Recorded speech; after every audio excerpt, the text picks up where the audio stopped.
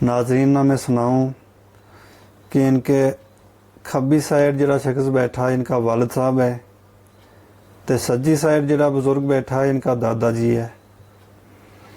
तो इन्ने की मेहनत है कि इस बच्चा नूं इन्ने मदरसे छोड़ियो, दीन की तालीम दी, तो अज इस काबिल है कि वो अच्छी तकरीर कर सके, लोगों को अच्छा तरीका नाल समझा सके। नाज़रीन इकराम अस्सलामु अलैकुम वरहमतुल्लाहि वबरकातुहू। मैं मजीद उधमपुरी। अज जनाब हमारे को ज़िला सांबा दे मदरसा को एक तालब इलम रुस्तम अली खटाना हमारे को मौजूद है, तो इनका कुलादियाम कुछ गलबात सुनागा। जनाब रुस्तम अली खटाना साहब इन्होंने हिफज कोर्स किया है, तो इस वक्त ये मौलवी कोर्स करयारे लगा हुआ। जनाब अस्सलाम वालेकुम। वालेकुम अस्सलाम व रहमतुल्लाह। जी जनाब, तुमने की सुनानो है? बस जी दो चार बातें दीन की मसले मसाइल जो कि इल्म के हवाले से होगा। जी सुनाओ। बिस्मिल्लाहिर्रहमानिर्रहीम। अल्हम्दुलिल्लाहि रब्बिल आलमीन वस्सलातु वस्सलामु अला सय्यिदिल अंबियाइ वल मुरसलीन। अम्मा बाद फ़क़द क़ाल अल्लाहु तबारक व तआला फ़िल क़ुरआनिल मजीद वल फ़ुरक़ानिल हमीद वक़ुर रब्बी ज़िदनी इल्मा आमनतु बिल्लाहि सदक़ल्लाहुल अलियुल अज़ीम व सदक़ रसूलुहुन नबियुल अमीनुल मतीनुल मदीनुल मकीनुल करीम व नहनु अला ज़ालिका लमिनश शाहिदीन व शाकिरीन वल्हम्दुलिल्लाहि रब्बिल आलमीन। आमीन। मोहतरम नाज़रीन इकराम और हाज़िरीन मजलिस, सबसे पहले तो आज ये खुश नसीबी की बात है कि मुझ बंदाए नाचीज़ को आप हजरात के सामने रूबरू होने का मौका मिला। बेशक। और कुछ गुफ्तगू करने से कबल मैं बेहतर समझता हूँ कि सबसे पहले हुज़ूर अलैहिस्सलातु वस्सलाम की बारगाह में दुरूद शरीफ की चंद डालियाँ निशावर करें। पढ़े बाबा अल्लाहुम्मा सल्लि अला सय्यिदिना मुहम्मद व अला आलि सय्यिदिना मुहम्मद व अस्हाबि सय्यिदिना मुहम्मद व बारिक वसल्लम सल्लु अलैहि सल्लतु वस्सलाम अलैका या रसूलल्लाह व अला आलिका व अस्हाबिका या हबीबल्लाह सल्लल्लाहु अलैहि वसल्लम।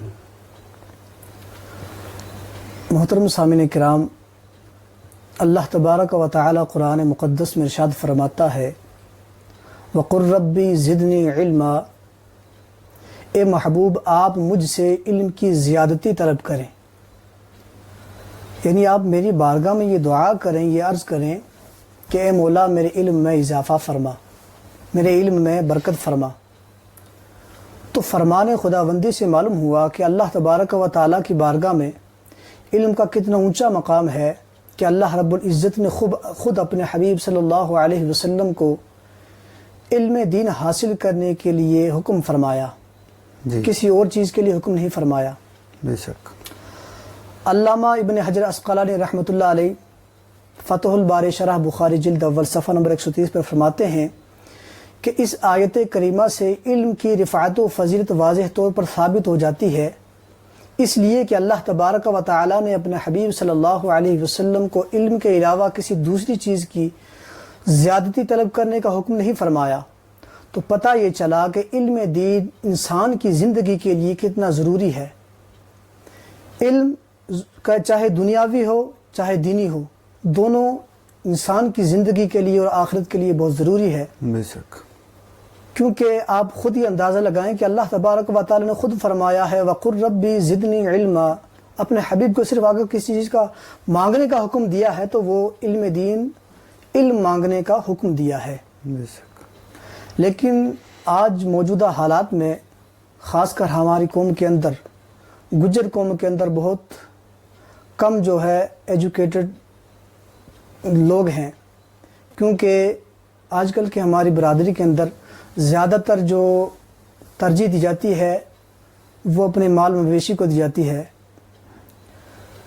तो हमें चाहिए यह है कि क्योंकि मरना तो हर इंसान ने है। अल्लाह तबारक व तआला ने पहले फरमाया है, कुल्लु नफ्सिन ज़ाइक़तुल मौत, कि हर इंसान को मौत का जायका चखना है। है। लेकिन اب موت کا ذائقہ چکھنا ہے، اس کے لیے کچھ تیاری تو ہونی چاہیے۔ اب مثلا میں آپ کو کچھ مثال دیتا ہوں کہ اگر کسی انسان کو کہیں سفر پر نکلنا ہے، کہیں سفر پر جانا ہے، تو اس کو یہ پتہ نہیں ہے، یہ معلوم نہیں ہے کہ ہم کس وقت جائیں گے، کب نکلیں گے۔ پھر وہ کیا کرتا ہے کہ ہر وقت وہ تیار رہتا ہے۔ اس کو پتہ ہے ابھی بھی جا سکتے ہیں سفر پہ، 10 منٹ بعد بھی جا سکتے ہیں، کل بھی جا سکتے ہیں۔ اس کو کوئی آئیڈیا نہیں کہ ایگزیکٹ کس وقت ہم نے نکلنا ہے سفر کے لیے۔ تو وہ جو انسان ہوتا ہے وہ ہر وقت اپنی تیاری کر کے رکھتا ہے۔ تو اسی طرح انسان کے لیے جب اللہ تبارک و تعالیٰ نے اس کو اس دنیا میں بھیجا ہے تو اس پر یہ لازم ہے، یہ ضروری ہے کہ تم اپنی قبر اور آخرت کی تیاری ہر وقت تیار رکھنی چاہیے۔ بے شک، کیونکہ اللہ تبارک و تعالیٰ نے ہمیں دولت دی، شہرت دی، زندگی دی اور جوانی دی، طاقت دی، ہر چیز سے نوازا ہے۔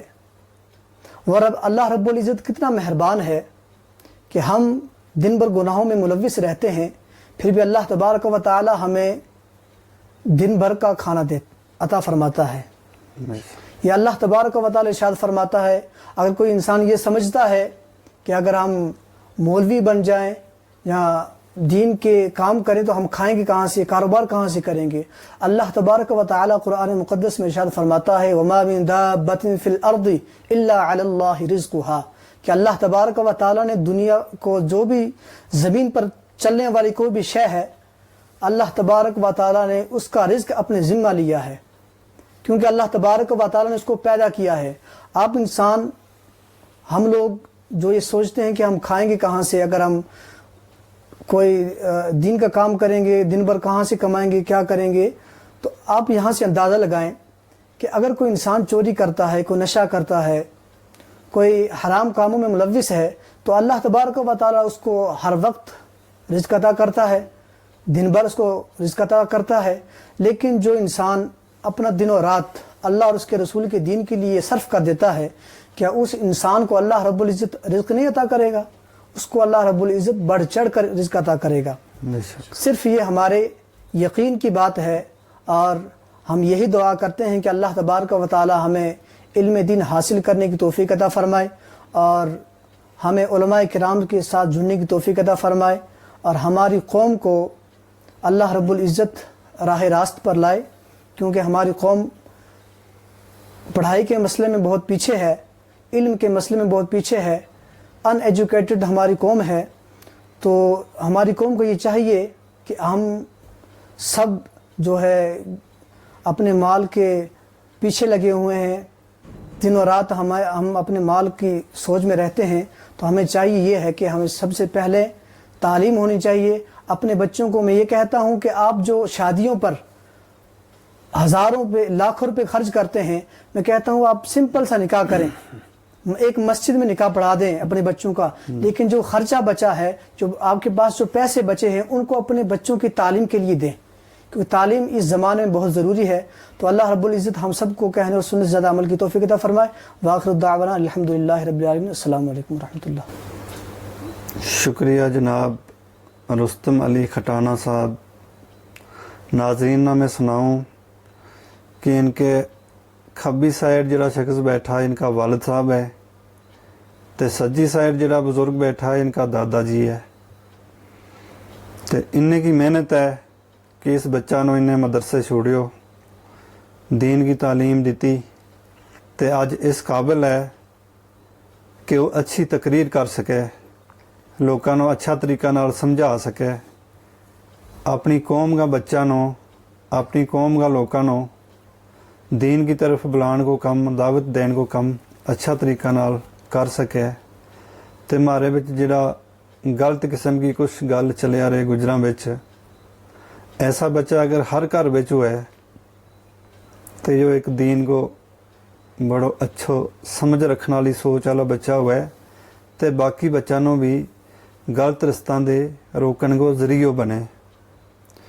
تو اس تو بعد میں جناب رستم علی کھٹانہ صاحب نو جڑا مولوی کورس کریا رہے، قرآن کو حفظ کمپلیٹ کر چکا، ریکویسٹ کروں کہ قرآن کی کوئی ایک سورت کی تلاوت فرمائے۔ جی اعوذ باللہ من الشیطان الرجیم بسم اللہ الرحمن الرحیم